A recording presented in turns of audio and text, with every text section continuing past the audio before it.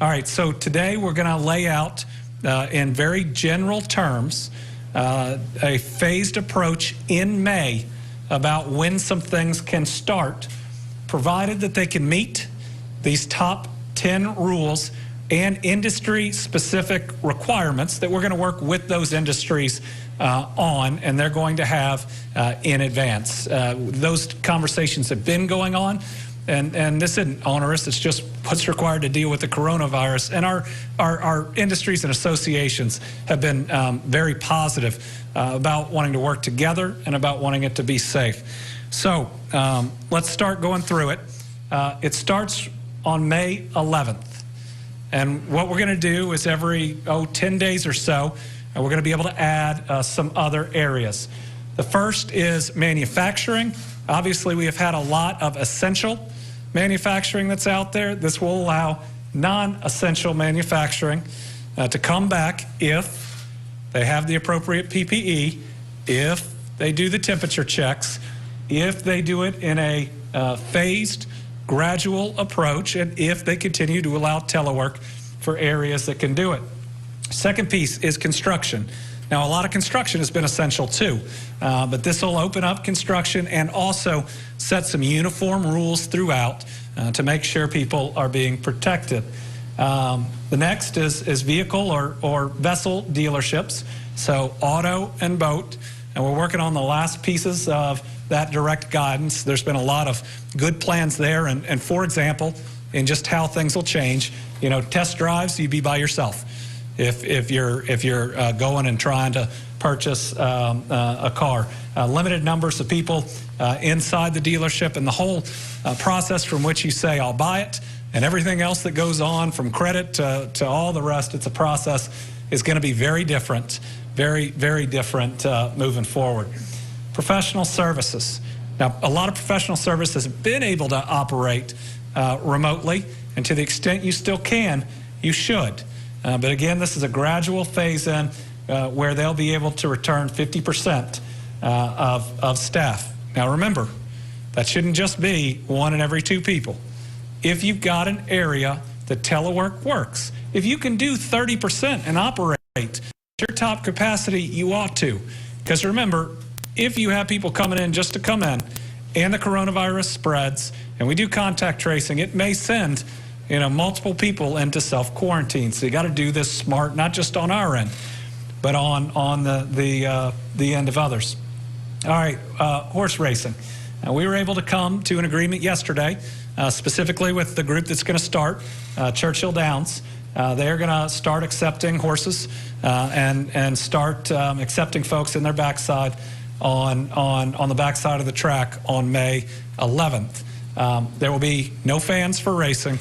And I will tell you that this is one of the most detailed plans that we have seen about specific security checks that everybody has to go through and be temperature checked, to masking, to having a very limited group that is there. Finally, dog grooming, boarding. This should be pet grooming or boarding, but I'm a dog guy, so apparently it came up there. Also, a plan that was submitted to us that'll be part of the requirements where there is no person-to-person contact in how this is done. So this will be May the 11th. And one of the main reasons that we were able to do some of these is we've been able to work with a couple of these industries in the midst of this virus, with many parts of manufacturing being essential and construction being essential. And it's given us the experience where we believe we have the right guidelines to do it safely. Others are very low contact and or have provided plans that we knew that we could work with. So this is May the 11th. Let's go to the next one. All right, May the 20th. We have both retail. This is many of our forward-facing businesses that will be able to open in a reduced capacity, along with our houses of worship, where they will be able to do in-person services again at a reduced capacity. We're working on that. It's likely to be a percentage of the occupancy that is allowed. All of this is contingent on being able to keep social distancing, on the type of cleaning that needs to occur. And what our hope is that on the 20th, What it'll allow is just the worship service itself. And then we're going to be working with faith leaders. We've already been talking with them and encouraging, but working with them to see a gradual schedule where we can go from the one experience to some of the other pieces that typically happen, like Sunday school, for instance. But that right now would create very different contacts. And so let's start here, and then let's have a good dialogue where we can work with those that run our houses of worship to get a plan to be able to do more as we go. And after that,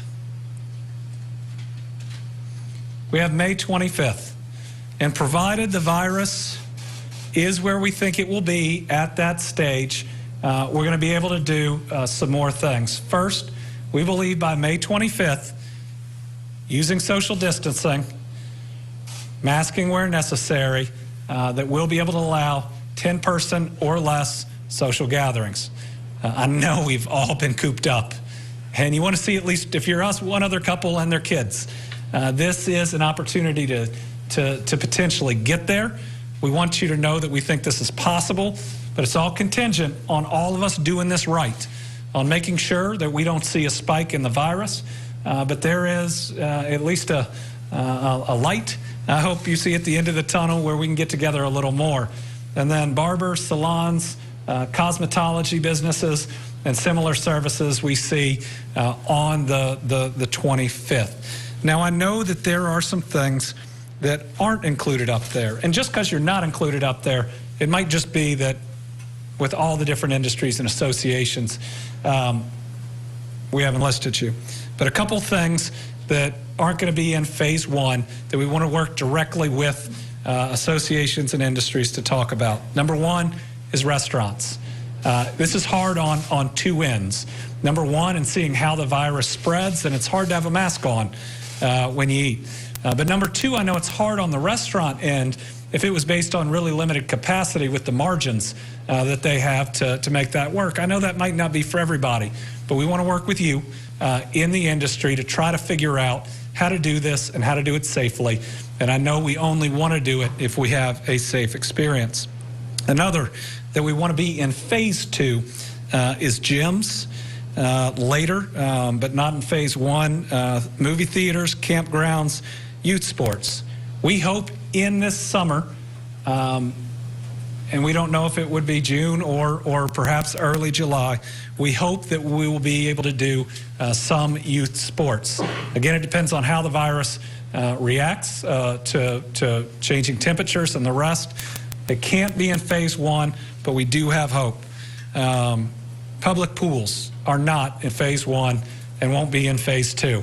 The ability, even when we're able to expand groups that can get together in the size, a public pool, we'll never be able to contain that to the size we need. I know people look forward to it.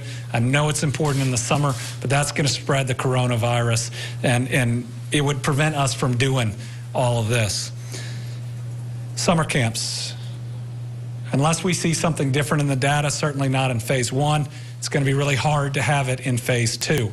It would be nice to have summer camps, but the way it increases contacts, and we're going to show you a visual tomorrow, we couldn't do this reopening if we had it. And the last one's really hard. We're not going to be able to do daycare in phase one. That's hard, and I know it's hard.